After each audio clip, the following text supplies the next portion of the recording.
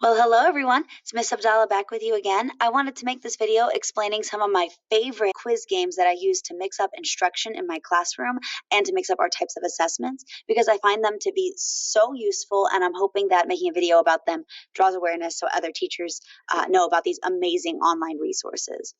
Online learning can be so redundant, right? Same thing over and over and over again. And while there is some benefit to having a routine that your students get used to, it's also important to keep things interesting and keep learning engaging. So one of the best ways I know to do so is to mix up our types of gaming activities.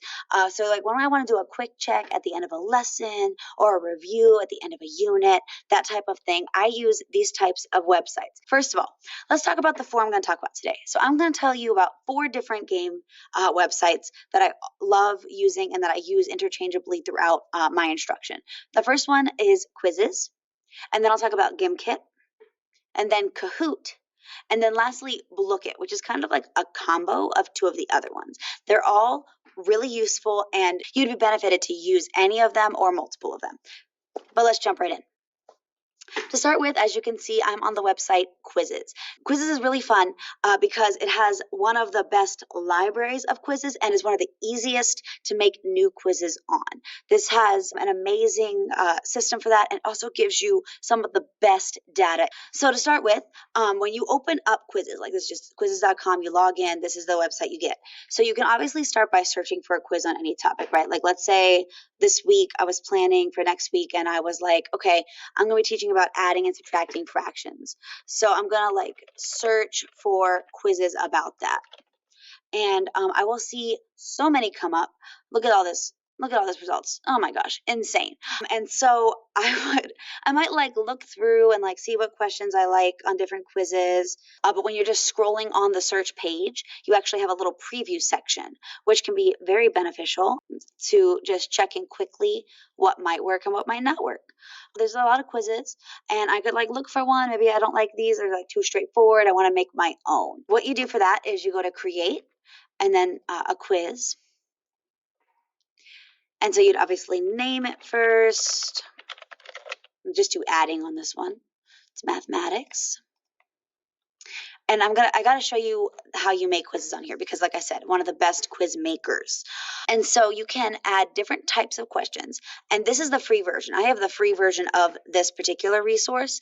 With the paid version, there's more options, I believe. So I obviously want to start by adding a image, blah, blah, blah, to my quiz. And then I add the types of questions I want. So like maybe they want to select multiple answers.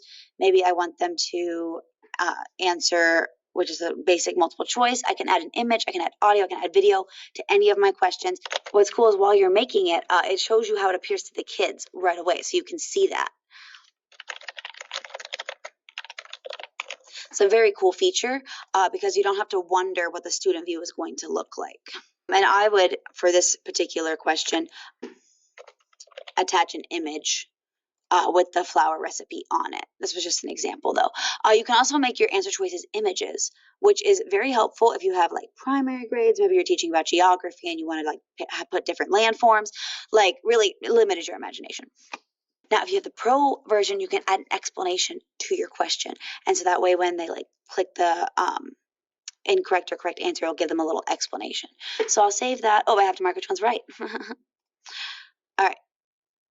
So I marked which one's correct. That's the question. I can then decide how long they get to answer the question, and then I can keep adding new ones. You can also duplicate questions or what they call teleport. Now, this is when you can import questions from any other quiz. So like, let's say I just wanted to see like 5 questions from this particular quiz. Then I could open it like this and just click add over all the questions I want.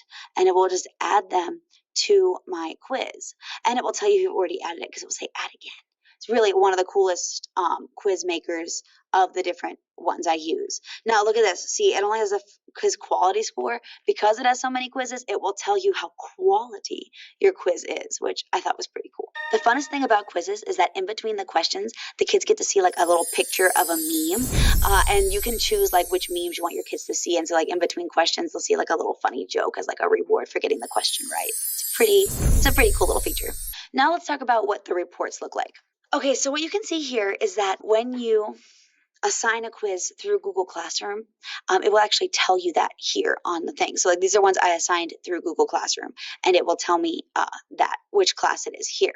But it doesn't have to be assigned through Google Classroom. You can also play live by giving them a link in a Google Meet or giving them a code. Again, one of the most versatile in that regard. Most ones you have to type in a code. This one you don't. You can do a link. You can post the live link in your Google Classroom. It has a lot of options. Okay, so let's say I did a live game, right? And they didn't do so hot. Like this one says 37%, right? That's pretty low. And so I might want to assign them a practice. And so I can click that and it will allow me to assign them a non-live assignment, a homework assignment, right to my Google Classroom, or just assign it and then copy the link to my Canvas. And then if I wanted to play an assigned one, a homework assignment again, I'd have to reopen it using their fancy feature. I wouldn't do that. I would just reassign it with a new assignment. But if I had a paid account, I could just reopen an old assignment, like if a kid missed it or something. This is Quizzes. Let me show you what their reports look like, though.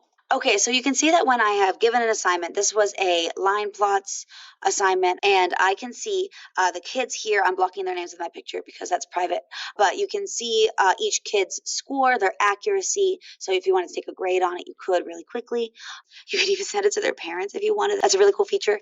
And so then you can see it by question. You don't have to see it by kid, though. So you can see like if there was a particular question that was a problem, what misconceptions might be, because it'll tell you who missed what question. And then obviously there's just a general overview where you can like see it like this. Really, like the data for this is so cool and in depth. It's a very helpful tool. So that is Quizzes, but let's take a look at our next one. Okay, so now we're talking about Gimkit. Now, I first discovered Gimkit because some of my coworkers went to Ron Clark Academy, which is one of my favorite all-time schools and is one of the people I look to the most for recommendations. And so they recommended Gimkit because it's fun, engaging, and it's always updating. And so that makes it always seem new to the kids. So you can sign up as an educator for free. They have a free version. I will tell you the free version's limiting in how many games you can play without deleting reports. So if you don't mind constantly just downloading the report when you're done playing the game, then the free version should work fine for you. But I do pay for the monthly one on this one just because I like to be able to use it however I want and use it often. Okay, so you're going to want to play Gimkit live when we're talking about quiz games. So when you have played a quiz with the kids, they call it a kit. And so you can save kits to your library and then either play live or assign homework. Like I said, with the free version, you're limited to, I think, like under 5 kits. With the paid version, I have unlimited kits. It's a really cool site. So basically, let's say I wanted to play this Classified Triangles ones live. Check this out. So they have different game modes, and the game modes update. So they have different ones that are always available, and then they'll introduce a new one. So right now, Humans vs. Zombies is their trending one. They just did an Among Us one that my kids loved. And they could release it how they describe how movies are released. So for like a limited time, it's in theaters, right? So they'll release it the first time, like how a movie's in theaters. And then it goes away for a while. But then the movie comes out on DVD, right? And so that's what they do, is that after like a couple months, they'll release the mode just to be there. But they keep you enticed this way. And honestly, I love it. So they have different modes. So we got Humans versus Zombies, Team, Classic. They have all these cool ones. My kids loved Infinity Mode. This one came out when Infinity War came out. My kids were obsessed. You can assign it through a class, but I just have the kids enter their own names each time. You decide how much starting cash they get, how much they can get down to. This is helpful when you know you have kids who are going to get a lot of questions wrong. But basically, the goal is to earn money. As they earn money, they can buy power-ups, and the power-ups allow them to earn money faster. And the more they earn money, the more chance they have of winning. And so you can turn on different features. I always have clean power-ups only on just because when we're not in the room, it's hard to have it off. So like this allows people to ice each other or detract money from each other. This can be fun if your kids are mature enough to handle it. If not, I just keep clean power-ups on, and that way nobody gets their feelings hurt. But yeah, so you can play live. Obviously, this one is not one of the ones where you get a link. They have to go to gimkit.com/live and enter the code. But it's a very, very, very cool game. So if you want to view reports for your different kits, you click on the 3 dots over here, and then you click reports. So you can click on the 3 dots, or you can click on the kit itself, and when it opens up, click reports. It'll tell you each time you've played it and how many people played, and then the percentage. And so for this one, you can see it gives you the kid's name. I've blocked them again. And then how many correct, how many incorrect, and their accuracy. And so sometimes the correct, incorrect are more telling. The thing about this game is that they get the same questions over and over and over again. Quizzes, they only play through it once. On Gimkit, they see the questions repeatedly over and over and over again. So this can be beneficial when you're trying to review for a test, right? Because you want it to be redundant. It can also just be fun for the kids because eventually they'll stop getting it wrong. So you might be wondering, how do I create Gimkits? How do I create kits? And you can, even with a free account, I believe. And so you obviously start by naming it again, selecting the language and the subject. So then you can choose what you want your photo to be for your game. And then you can add questions. Kit Collab allows you to do it with your students. I'll talk more about that later. Or you can add from a question bank or a spreadsheet. It's a really easy one to make questions with. I do like this one. It's just I find it not as easy to use as quizzes. However, it is still pretty easy to use. So for example, if I say add from question bank and then I search for a kit, or it will search based on my title, and then I have all these kits here that people have already made about that topic. And then when I'm on one, I can add the question to my kit and it just disappears off the list. So you don't have to worry about adding it multiple times, just like how quizzes stopped you from adding it multiple times by telling you already added it. You can also add questions from previous kits that you've already made. So for example, one way I used this was that I had played social studies games with my kids throughout a unit. And so then when I went to make the review for the unit, I just took those game kits that they've already played and added all those questions to my review. And you can add all at once. See that? Add all questions. So it would add the whole thing from the kit. And that's a pretty cool feature. This one is one of my all-time faves, and it's a little bit more varied than quizzes. Okay, so the last feature I want to tell you about with Gimkit is the Kit Collab. I have only used this once with my kids, but it can be helpful if you have a standard like Virginia does that asks kids to write questions or create their own questions. So for Kit Collab, they get to create their own question. And then you as the teacher can say, oh, that's a good question or that's a bad question, accept or reject it. And then when you play the game, the kids get to use the questions they made. It's so cool and allows them a lot of ownership. I love this feature. Okay, so that is Gimkit. Let's go ahead and move on to talking about Kahoot. Okay, so Kahoot has to be one of the most well-known ones in the education world. I remember doing this one when I was in class. Kahoot is classic. And Kahoot is cool because they only can answer one question at a time, right? So this is going to be one of your most effective ones if you're doing a whole group review and you want to go over the information. Because when they get a question wrong, you can immediately see and go over it again. You can also play Kahoots on your own, though. Since the whole COVID thing, this whole feature has become very popular. I only have the free version of Kahoot, so I am limited in what I can do on it. However, I find it very fun still. Okay, so what I love about Kahoot, once again, just like the other two, it has an option to share with teachers. And so I can find the ones that people have shared with me in one place. I can create my own Kahoot, or I can use one already in the library. I'm not going to spend too long on Kahoot because you probably know how it works. So I'll search for a Kahoot, and I'll find ones that are already made, and I can play it. Or I can duplicate and edit it, or I can add it to collection if I wanted to put all of them in one place, favorite it. Just like all the other ones, they have the same basic options. If I were to create a Kahoot, so just like you can in quizzes, you can add images as your answer choices, and you can drag and drop images from your computer, or you can add questions from a question bank. And so for this one, though, you have to search, and it only gives you by questions. It doesn't give you the whole quiz like how the other ones do. So it just shows you the question itself. It does label, like tell you what quiz it's from, but it doesn't give you like the quiz and then you see the questions on that quiz. It just lists out all the questions in the quiz. So it's less organized than Gimkit and quizzes for making. However, it's still very easy to use and something I do suggest because it is a very useful website and the kids love it and the music is a bop. Okay, so how do the reports look on Kahoot though? And so this is kind of fun. They do have reports and you can like name your reports, which is kind of cool. And so it'll tell you how many people took it, how many questions there were on the Kahoot. It will show you which students need help, which questions were the most difficult. Create a Kahoot with only the difficult questions. That's a cool feature. And it'll tell you which kids didn't answer all the questions. And you can view it by player and you can view it by question just like you can on quizzes.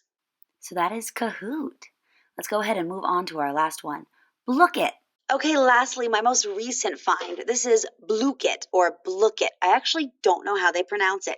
But my kids have taken to calling it Blookit, and I think it's just because they think it's funny sounding. This one's fun for a lot of different reasons, but it's kind of like a mix between Gimkit and Kahoot. So you can play it the normal way, which is just like a Kahoot, or you can play with one of their many game modes. I will say that this one is not so easy to create with. The other ones are easier to create questions and to import questions. This one, you have to import questions from Quizlet. If you don't import them from Quizlet, you don't import questions. And it's also not, it's very limited in reporting and creating if you do not have a paid account.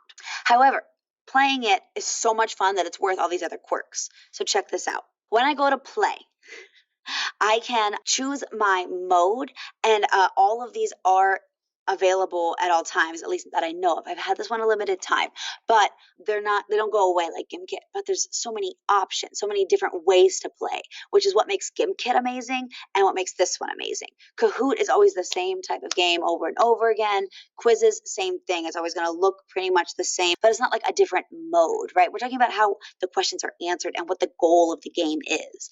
And so each of these different types of games has their own little spin. And so the kids are still answering the same questions, but they're doing it differently. So like Gold Quest, they have to earn gold, and the chests sometimes take away their gold or let them steal other people's gold. Cafe, they're serving customers by answering questions. You can just do a race. You can have them battle till the death. That one's super fun for my kids. And you'll notice that some of them are only live versions, and some of them can be both homework or live, and some of them are just homework. So you have to pay attention to that when you do it. Classic is going to give you like a Kahoot style game. But yeah, it's a very cool little tool. I will say the reports are extremely limited unless you have the paid account. However, for a semi-new resource to me, I've already found many uses for it. And so if you're looking for something just fun and that will mix it up from the norm, Blookit is the way to go. And that's Blookit. Really fast, but nice to use. Okay, so we have covered the 4 different types of quiz games that I use in my room. I hope that some of them are helpful for you. They really can be useful tools. My personal favorite, I think was probably clear, is obviously Gimkit. It has the most flexible options while still making easy to create games and giving you detailed reporting. Blookit is going to be come in second, even though it's a new find, just because it is still so varied, but their reporting is severely lacking. If you're looking for good reports and you're not so crazy about different game modes, Quizzes or Kahoot are the way to go. Quizzes is better if you want the kids to just answer on their own, and Kahoot's better if you want to lead the class. So they're all useful in their own way. I hope you find a use for multiple of these. I know that I love using all of them, and my kids enjoy that I mix up the way that we do our games. Have a great rest of your day, and let me know your favorite game in the comments.